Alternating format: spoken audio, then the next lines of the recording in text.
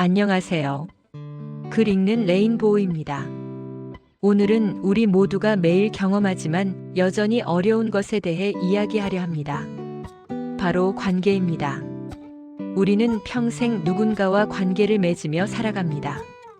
부모님과 친구와 사랑하는 사람과 동료와 때로는 스쳐 지나가는 낯선 이들과도 관계를 맺습니다.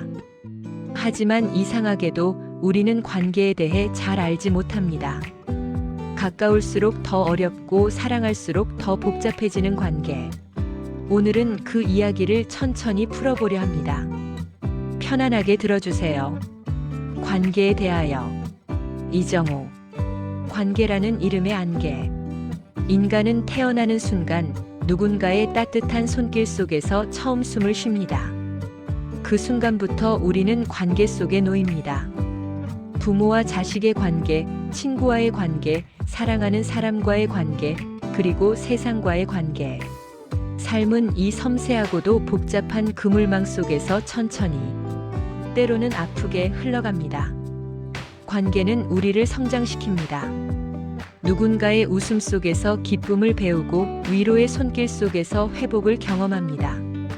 하지만 동시에 관계는 가장 깊은 상처를 남기기도 합니다. 사랑했기에 더 아프고 가까웠기에 더 멀어지는 역설 속에서 우리는 자주 길을 잃습니다. 그래서일까요? 관계는 언제나 쉬워지지 않습니다.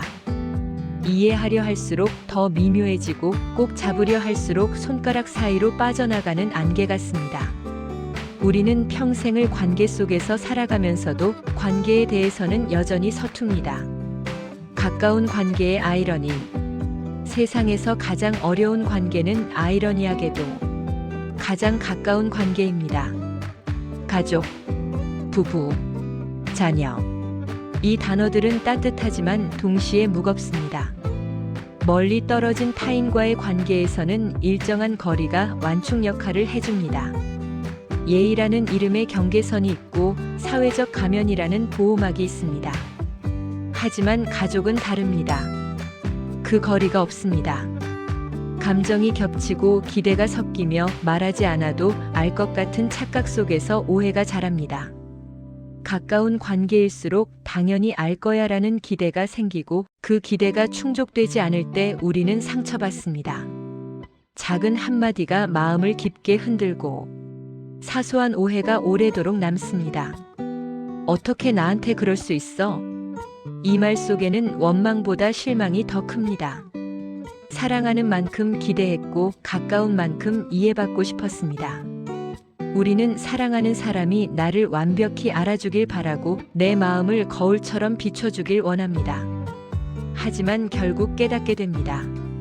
아무리 사랑해도 아무리 가까워도 세상에 완벽히 닮은 두 마음은 없다는 것을. 그 깨달음은 쓰라리지만 동시에 우리를 자유롭게 합니다. 조율이라는 이름의 사랑. 관계는 맞추는 것이 아니라 조율하는 것입니다. 피아노와 바이올린이 함께 연주할 때 두 악기는 같은 소리를 내지 않습니다. 하지만 서로의 다른 음을 존중하면서 어긋난 리듬 속에서도 함께 울릴 수 있도록 귀를 기울입니다. 관계도 그렇습니다. 완벽히 같아지려 애쓰는 것이 아니라 서로의 다름을 인정하고 그 차이 속에서 조화를 찾아가는 일입니다. 우리는 종종 관계를 완벽히 이해해야 하는 것으로 착각합니다. 모든 것을 알아야 하고 모든 감정을 공유해야 하고 언제나 한마음이어야 한다고 믿습니다. 하지만 관계란 본디 완성될 수 없는 이야기입니다. 사랑처럼, 죽음처럼, 평생을 두고도 끝내 알 수 없는 미스터리입니다. 그렇기에 관계에는 노력보다도 시선이 필요합니다. 상대를 있는 그대로 바라보는 시선. 내가 원하는 모습이 아니라 그 사람이 진짜로 가진 모습을 보려는 시선. 그리고 나 자신 또한 완벽하지 않음을 받아들이는 시선. 그 시선 속에서 관계는 조금씩 부드러워집니다.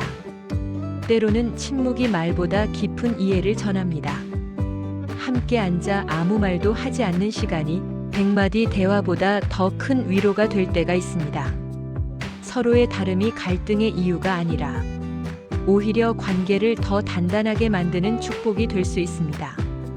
완벽히 이해받지 못해도 괜찮습니다. 그저 이해하려는 마음이 있다면 그것으로 충분합니다. 느림의 미학. 현대 사회는 우리에게 끊임없이 속도를 요구합니다. 빠른 답변, 빠른 결과, 빠른 성과. 효율이라는 이름 아래 모든 것이 숫자로 계산되고 생산성이라는 잣대로 평가받습니다. 관계마저도 예외가 아닙니다. 이 관계는 나에게 도움이 될까? 이 사람과 있으면 나는 발전할까? 우리는 어느새 관계를 손익의 계산 아래 두려 합니다. 하지만 인간의 마음은 그런 공식을 따르지 않습니다. 관계는 언제나 비효율적이고 예측 불가능하며 느립니다. 그 느림 속에서 우리는 인간다움을 배웁니다. 커피 한 잔을 마시며 나누는 대화. 아무 생산성 없이 함께 보내는 오후. 답을 찾지 못한 채 끝나는 진솔한 고민.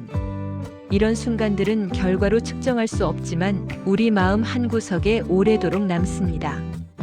관계는 목적지가 아니라 여정입니다. 빨리 도착하려 서두르기보다 함께 걷는 그 시간 자체를 소중히 여길 때 비로소 관계는 빛납니다. 이해하려는 시도 그 자체. 어쩌면 우리는 평생 타인을 완벽히 이해할 수 없을지도 모릅니다. 부모님의 마음도 연인의 마음도 심지어 나 자신의 마음조차 때로는 알 수 없습니다. 그래도 괜찮습니다. 관계를 단순히 잘 유지해야 하는 일로 보기보다 서로의 차이를 통해 스스로를 비춰보는 거울로 삼는다면 어떨까요?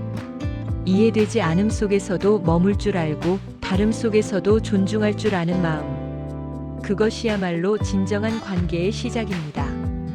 완벽하지 않아도 좋습니다. 다 알지 못해도 좋습니다.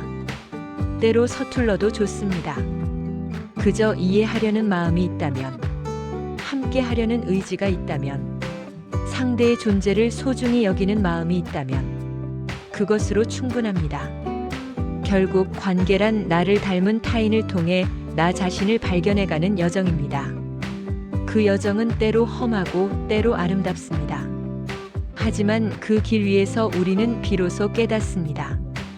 관계란 완벽히 이해하는 것이 아니라 이해하려는 시도 그 자체임을.